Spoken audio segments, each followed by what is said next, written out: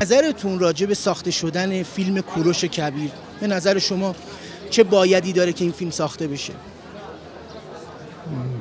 به نظر من که اگر نه تنها کوروش بلکه شخصیت‌های ملیمون، شخصیت‌های مذهبیمون هرچی بالاتر و بیشتر و بهتر ساخته بشه، به هر صورت مردم ایران با تاریخ گذشته ما یا حدودی آشنا مونه. الان این نوع کارا بیشتر مخفی مونده، پنهان مونده، روش کار نشده.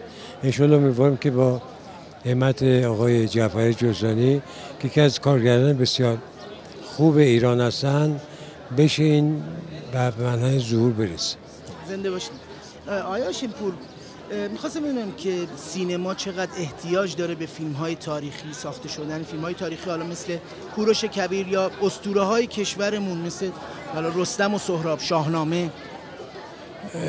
در شاهنامه ما قصه‌های فراوانی داریم از رشادت‌ها و از کارهای خاصی که انجام میدن برای روحیه همه مردم ایران، یک حالت شجاعانه و خیلی دلاورانه داره. من نظرم که از این سوژه ها بیشتر استفاده بشه که ذوقی مردم ایران رو بگیره و حق دارن اینا که اینقدر زحمت کشیدن این اشعار رو گفتن.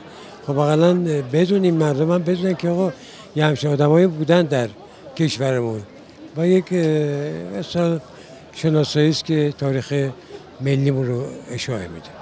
آیا هاشم‌پور دوست دارید توی فیلم کوروش کبیر بازی کنید، نقشی داشته باشید اونجا؟ اگه ازتون درخواست کنن میرین تو اون فیلم؟ خب من که الان نمیدونم که اوضاع اول چیز که جوریه، من اطلاعی ندارم. خب از صورت این نظر کارگردان فیلم است که تشخیص بدن که من باید باشم توی کارشون یا نباید باشم. خودتون دوست دارید؟